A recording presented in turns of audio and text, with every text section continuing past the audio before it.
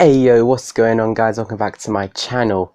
Today is going to be a knife video, but it's not going to be a video where I show you my knives, It's going to be a video where I talk about stuff.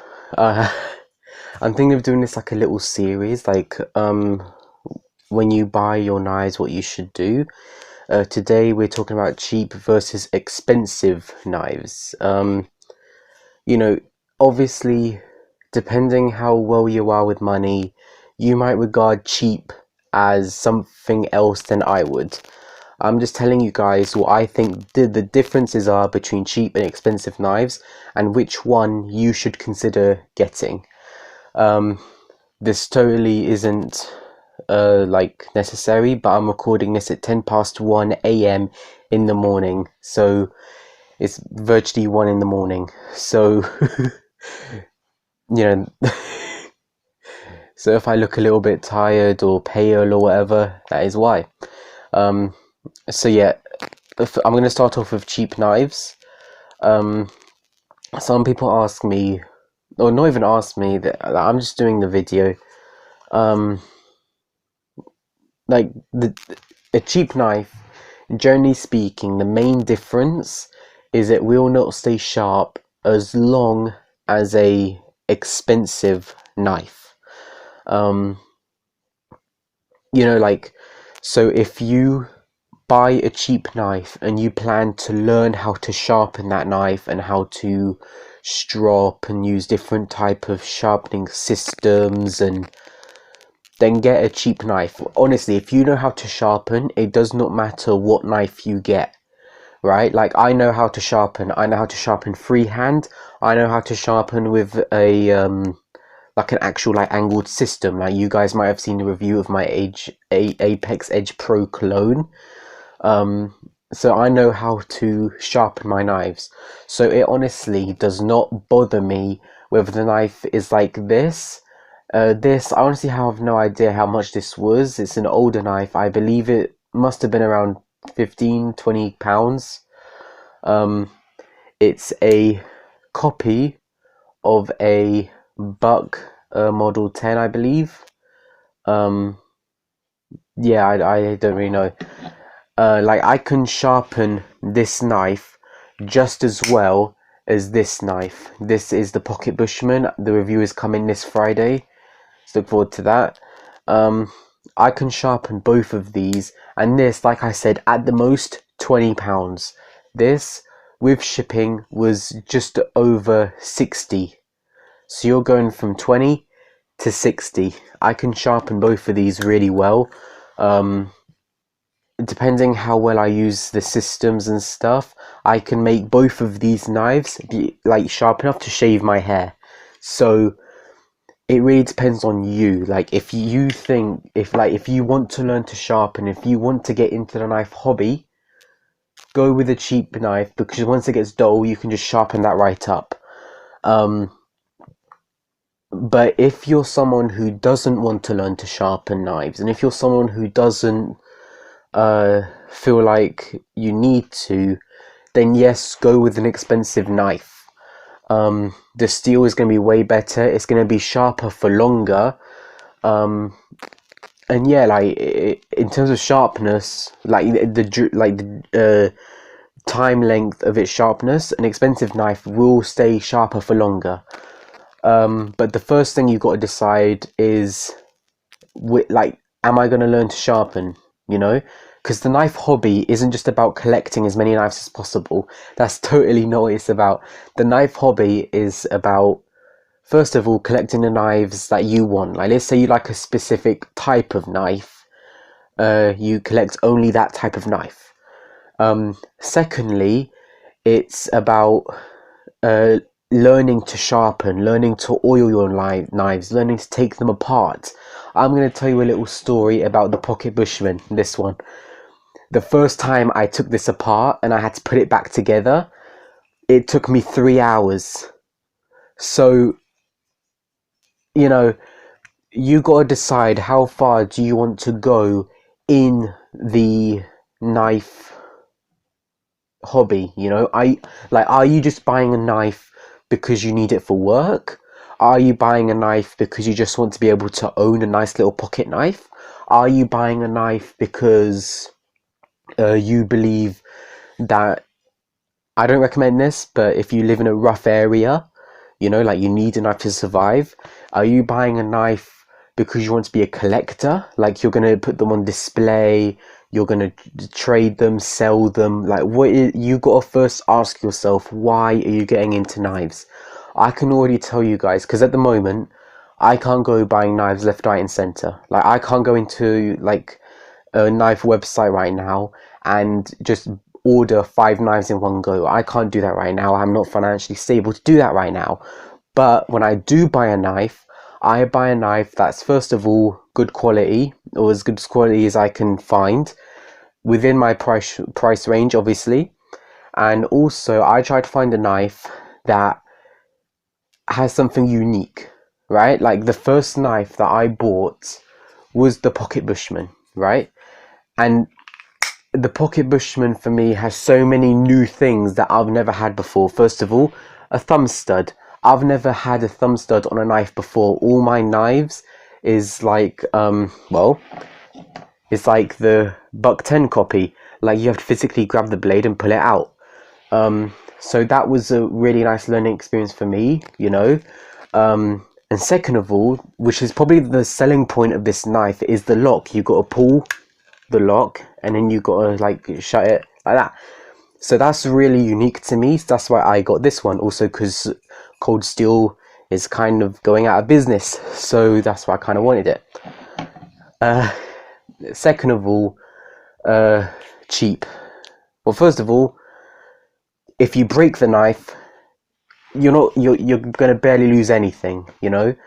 Like imagine you're cutting something and the tip of the knife, like the point, breaks off, snaps, the blade snaps.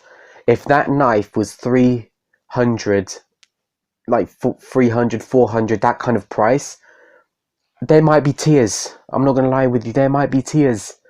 But if it's cheap, if it's a cheap £20 neck knife and you did that same snap, you'd be like, okay, 20 quid, that's down the drain, let me get a new knife.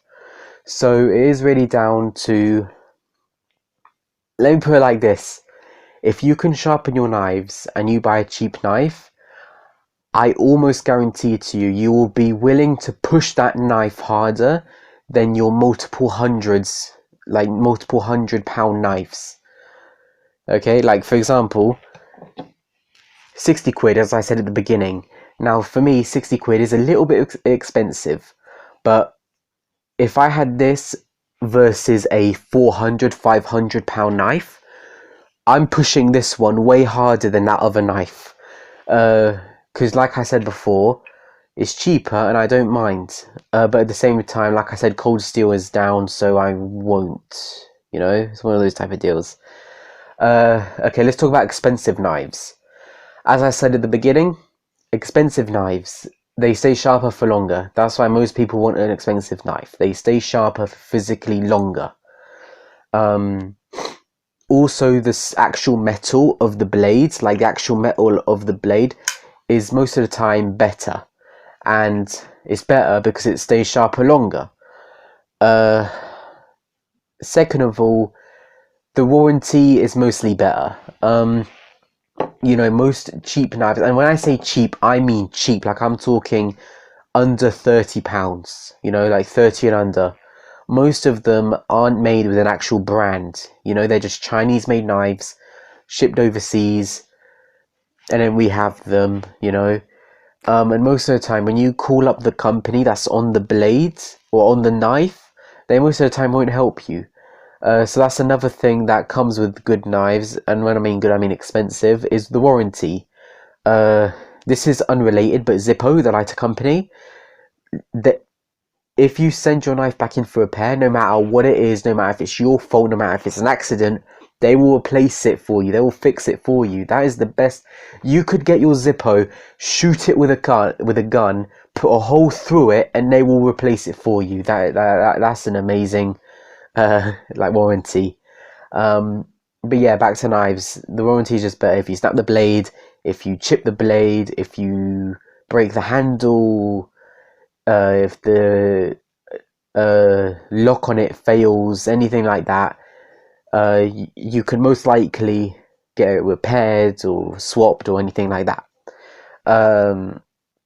Another thing is the finish on it. Like, for example, if I bought the actual Buck 10, it would be way better than this. Like, for example, I don't know if the camera can pick it up. Do you see at the top here where the fake wood is with the copper bolster? There's like a gap. Can you see that gap right there? That would not be on an expensive knife. So it really depends on like what you want. Like, because here's how knife collecting goes. Your first knife, £5. You see it at like just like a random shop. You're like, oh, folding knife, okay, I want to start collecting. So you buy it £5. You're like, okay, it cuts and stuff, and eventually you're gonna notice it doesn't stay sharp that long. You know, it may not be that comfortable. That's another thing with expensive knives; they're most likely comfortable. It doesn't feel great. The blade wobbles inside of the handle, that kind of thing. So you'll be like, okay, you put that in your drawer, you put it in your knife place, wherever you put them, and you're like, okay, I want to get a newer knife, a better knife. So you go from £5 to, let's say, £20. £20, it stays sharper a little bit longer. For £20, it physically looks better, the fit and finish. The lock works, because on cheap knives, sometimes the lock doesn't even work. What else? Maybe the blade is still easily dullable, or chippable, or breakable, but it won't happen as quickly as with the past one. And then again, at some point you'll be using that, you're like, okay, this is a nice knife, it's nicer, but I want to get something a little bit better. So you go from 20 to, let's jump a little bit, to 80. When you get that £80 knife, first of all, it's going to stay sharp, nice and long. Second of all, it's going to be physically more comfortable, more reliable. The lock's probably definitely going to work.